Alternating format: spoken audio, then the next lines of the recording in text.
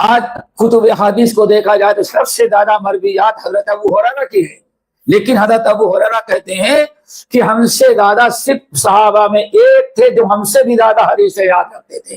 لوگوں نے پوچھا وہ کون؟ کہا عبداللہ ابن عمرو ابن العاص، کیونکہ وہ حدیثیں یاد بھی کرتے تھے اور لکھتے بھی تھے، اور ہم صرف یاد کرتے تھے، لکھتے نہیں تھے۔ اس کا مطلب ہے کہ نبی علیہ السلام کے زمانے میں بھی حدیثیں لکھی جاتی تھی۔ یہ چکڑالوی منکرین حدیث جو کہتے ہیں 300 سال کے بعد حدیثیں لکھی گئی، یہ حق کو چھپاتے ہیں یا ان کے پاس علم نہیں۔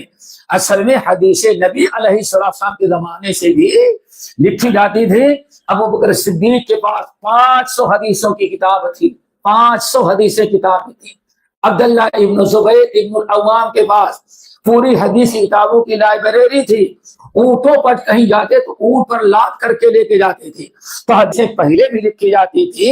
امام بخاری اور مسلم سے پہلے بھی حدیثوں کے لکھنے کا رواج تھا، کیونکہ نبی علیہ السلام لکھنے کا حکم دیا تھا اور رب نے حکم دیا تھا اقرأ باسم ربک الذی خلق خلق الانسان من علق اقرأ وربک الاکرم الذی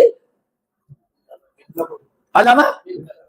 سب سے پہلی وہی آئی ہے، قرآن کے چند آیتیں ہیں، اللہ نے تو آپ کو لکھنا بھی سکھایا، علم بالقلم۔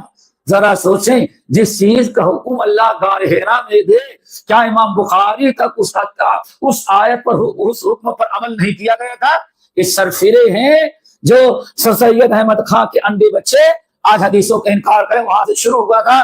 ہمیں اس سے ہوشیار رہنا چاہیے۔ حدیثیں لکھی جاتی تھی اور لکھنے کا حکم دیا گیا ہے۔ اللہ رب العالمین نے قرآن میں بھی لکھنے کا حکم دیا، اور پیارے نبی نے کیا حکم دیا؟ قید العلم بالقلم۔ اے لوگ ہم سے جو علم سیکھتے ہیں اس کو قلم سے لکھ لو۔ قید العلم بالقلم۔ کیا نبی علیہ السلام نے جب حکم دیا قید العلم بالقلم، اے لوگوں علم کو قلم سے قید کر لو، تو کیا امام بخاری کے زمانے سے 300 سال تک اس حدیث پر کوئی مسلمان عمل نہیں کیا تھا؟ کیا خیال ہے؟ سمجھ میں آئی بات؟ سوچو ذرا سا، کس طرح سے لوگوں کو دھوکہ دیا جاتا ہے۔